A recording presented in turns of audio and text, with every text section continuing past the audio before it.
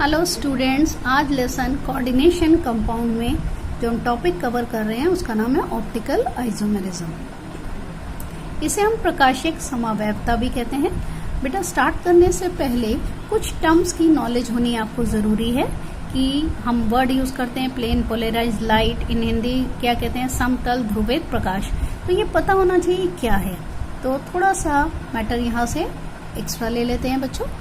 पहले हम ले रहे हैं ऑर्डिनरी लाइट। ऑर्डिनरी लाइट में जो लाइट के पार्टिकल्स के वाइब्रेशंस होते हैं, आप देखिए बच्चों, वो सब डायरेक्शन में होते हैं। और अगर हम इस ऑर्डिनरी लाइट को निकोल प्रिज्म से पास करते हैं तो लाइट के जो वाइब्रेशंस होते हैं उनका डायरेक्शन वन साइडेड हो जाता है और ऐसी लाइट कहलाती है प्लेन पोलराइज्ड लाइट, समतल ध्रुवित प्रकाश। अगर बेटा प्लेन पोलराइज्ड लाइट को किसी कंपाउंड के सॉल्यूशन में डालें, ठीक है, और जो वो कंपाउंड है वो प्लेन पोलराइज्ड लाइट को या तो क्लॉकवाइज रोटेट करने की कोशिश करता है या एंटी क्लॉकवाइज, तो ऐसे कंपाउंड कहलाता है ऑप्टिकली एक्टिव कंपाउंड। और अगर वो प्लेन पोलराइज्ड लाइट को किसी भी डायरेक्शन में रोटेट नहीं कर पा रहा है, इट मीन्स वो कैसा है, ऑप्टिकली इनएक्टिव।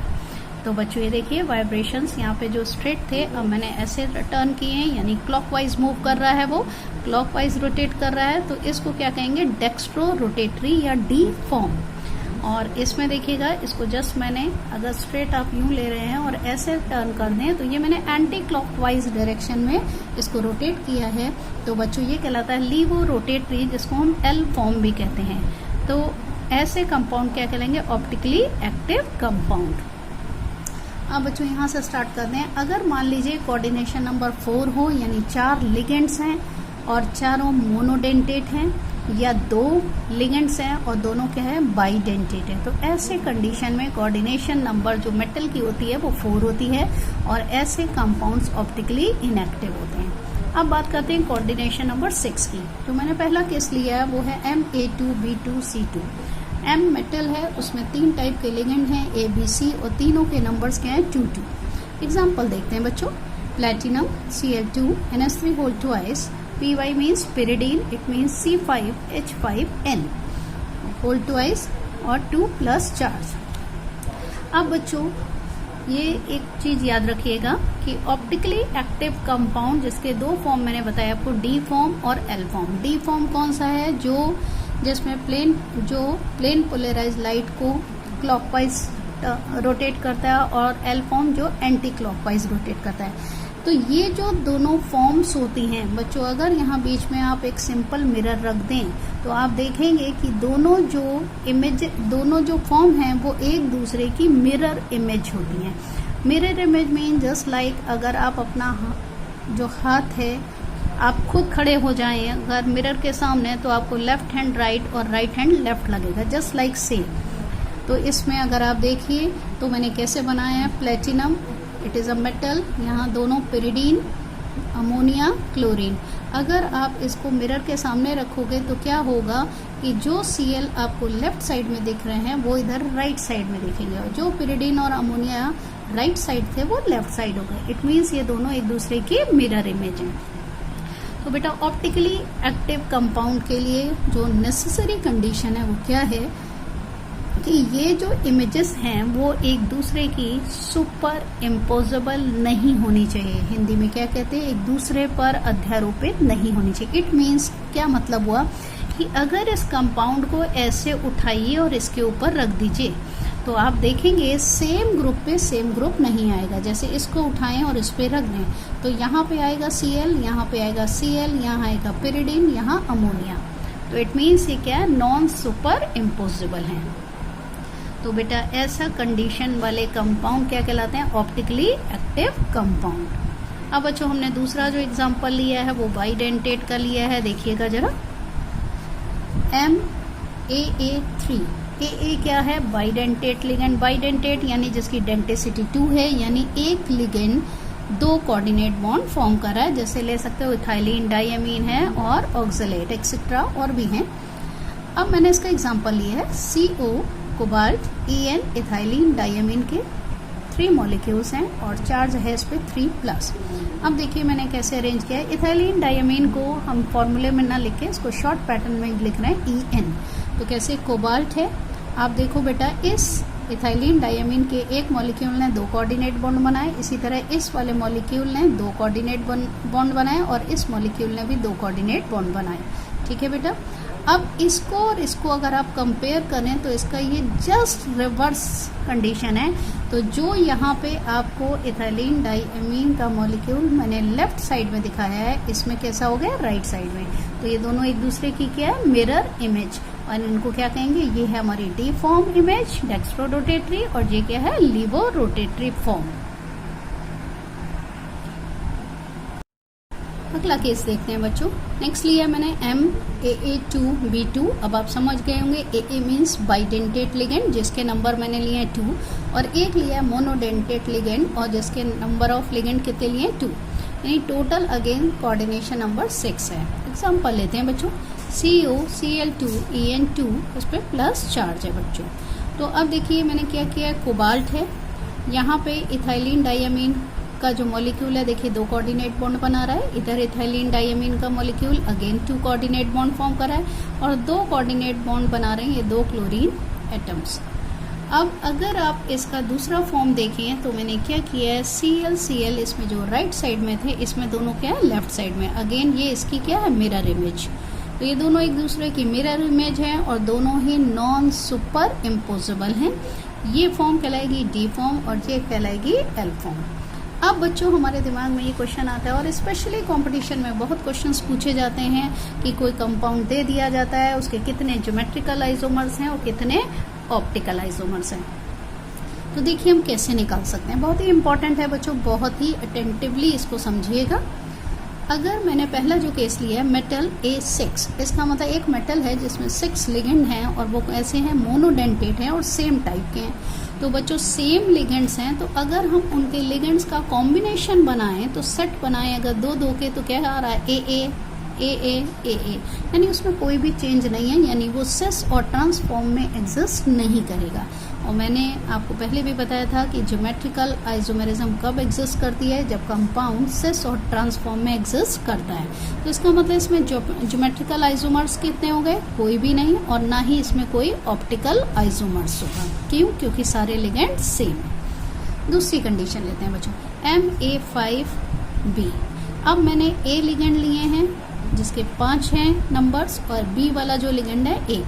अगर इसकी हम पॉसिबिलिटीज की बात करें कैसे अरेंज हो सकता है AA अरेंज हो जाए पास पास, दूसरा सेट बने AA का, तो तीसरा बनेगा AB का। बच्चों इसके अलावा कोई पॉसिबिलिटी नहीं है, रीजन B हमारे पास सिर्फ 1 है। तो बेटा और पॉसिबिलिटी नहीं है, इट मीन्स कि इसका भी अगर एक फॉर्म अरेंज हो रही है तो सिस अगर होती है तो ट्रांस नहीं हो सकती, इसलिए ये ज्योमेट्रिकल आइसोमेरिज्म नहीं देता, और ना ही इसके ऑप्टिकल आइसोमर्स होंगे। नेक्स्ट कंडीशन लेते हैं बच्चों। अब मैंने क्या लिया है, MA4B2। अब मैंने 2 टाइप के लिगेंड लिए, A और B। A लिए हैं 4 और B लिए हैं 2। अब पहले पॉसिबिलिटीज चेक करते हैं। देखिए क्या है, A4 है, कैसे अरेंज हो सकते हैं, AA पास पास आए, फिर AA आए, फिर BB। दूसरी कंडीशन हो सकती है AA, यहाँ मैंने इंटरचेंज कर दिया, AB AB।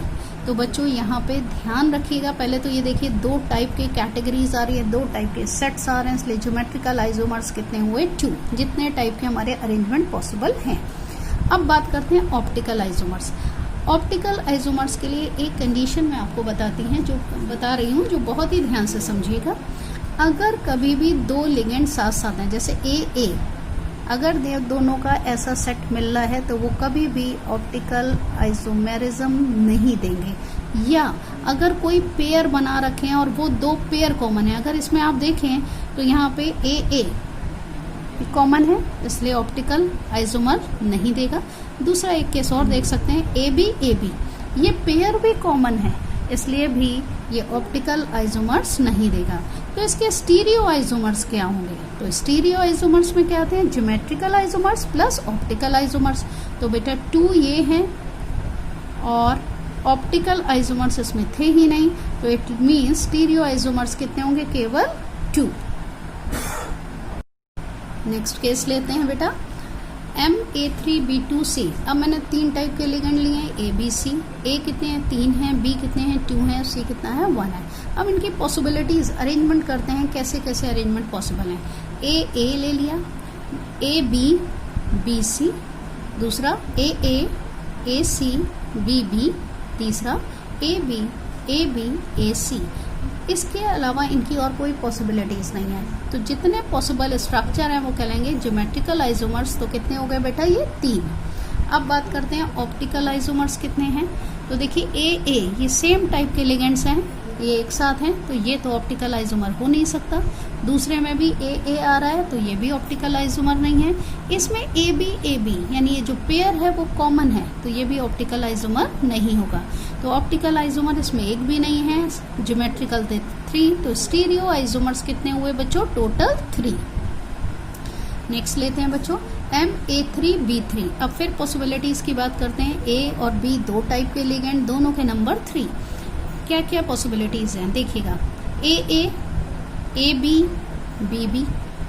दूसरी कंडीशन ली मैंने ए बी, ऐसे मैंने 3 पेयर बना लिए। तो पॉसिबिलिटीज अगर देखें तो 2 हैं, तो ज्योमेट्रिकल आइसोमर्स कितने हुए बच्चों? 2। अब बात करते हैं ऑप्टिकल की। ऑप्टिकल आइसोमर्स के लिए पहला वाला केस देखिए, तो ए सेम लिगेंड आ गया बेटा, तो ये हो नहीं सकता। ए बी ये पेयर कॉमन है, तो ये भी नहीं हो सकता। इसका मतलब ऑप्टिकल आइसोमर्स इसमें एक भी नहीं है। तो टोटल स्टीरियो आइसोमर्स कितने हुए? ज्योमेट्रिकल प्लस ऑप्टिकल, तो ये हुआ 2 + 0, इट मीन्स 2। नेक्स्ट केस लेते हैं बच्चों MA3BCD। अब मैंने 4 टाइप के लिगेंड ले लिए बच्चों। ए है 3, बी है 1, सी है 1 और डी है 1।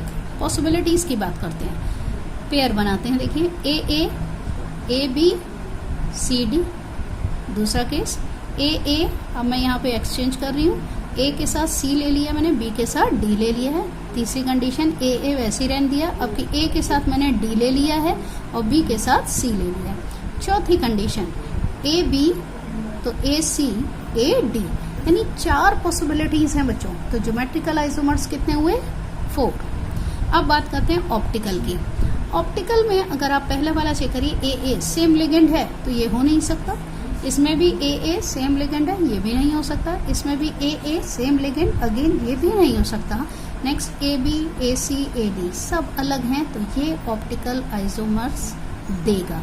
अब ऑप्टिकल आइसोमर दे रहा है, तो जाहिर बात है एक होगा डी फॉर्म और एक होगी उसकी एल फॉर्म। एक डेक्स्ट्रो रोटेटरी, दूसरा लीवो रोटेटरी। तो इस कंपाउंड से हमें 2 ऑप्टिकल आइसोमर्स मिलेंगे। ठीक है बेटा, तो 4 ज्योमेट्रिकल हुए, 2 ऑप्टिकल हुए, तो total number of stereo isomers कितने हुए? 6। एक केस बेटा और ले लेते हैं, MA2B2C2। अब मैंने ए बी सी 3 टाइप के लिगेंड लिए और तीनों के नंबर कितने रखे हैं? 2 2। पॉसिबिलिटीज की बात करते हैं, ए हो सकता है, बी पास में हो जाए, सी। दूसरी कंडीशन थोड़े से चेंज करते हैं, ए के साथ बी ले लिया, बी के साथ सी ले लिया, सी के साथ ए। तीसरी कंडीशन लेते हैं, ए के साथ सी ले लिया, बी के साथ बी लिया और ए के साथ सी लिया। चौथा केस हो सकता है ए बी सी। 5वां लिया मैंने ए बी सी। इसके अलावा और कुछ पॉसिबिलिटीज बनती नहीं। तो ज्योमेट्रिकल आइसोमर्स कितने हो गए? 5। अब छांटते हैं ऑप्टिकल। पहला केस ए कॉमन है, दोनों सेम लिगेंड, ये हो नहीं सकता। इसमें देखिएगा तो ए बी सी ए ये सब अलग हैं, इट मीन्स ये ऑप्टिकल आइसोमर्स देगा। थर्ड वाला देखते हैं ए सी बी। अब बी इसमें सेम है, तो ये ऑप्टिकल आइसोमर्स नहीं देगा। नेक्स्ट को देते हैं ए बी। अब ए बी दोनों कॉमन है, इसलिए ये भी ऑप्टिकल आइसोमर्स नहीं देगा। लास्ट वाले में देखते हैं ए सेम लिगेंड है ए, तो ये भी ऑप्टिकल आइसोमर्स नहीं देगा। तो बच्चों ज्योमेट्रिकल आइसोमर्स तो हुए 5। ये वाला जो सेकेंड वाला थी कंडीशन, ये ऑप्टिकल आइसोमर्स दे रहा है, तो एक देगा डी फॉर्म और एक देगा एल फॉर्म। तो ऑप्टिकल आइसोमर्स कितने हुए? 2। तो स्टीरियो कितने हुए हैं? 5 + 2, ज्योमेट्रिकल प्लस ऑप्टिकल। बच्चों इन सभी क्वेश्चंस की बहुत अच्छे से प्रैक्टिस करिएगा। इसमें मैंने आपके कॉम्पिटिटिव पॉइंट ऑफ व्यू से भी क्वेश्चंस ले लिए हैं और बोर्ड के हिसाब से भी। मुझे नहीं लगता कि अब आपको कोई भी परेशानी होगी। फिर भी जैसा भी होगा अपना रिव्यू जरूर कमेंट बॉक्स में दीजिएगा। ओके बेटा, थैंक यू।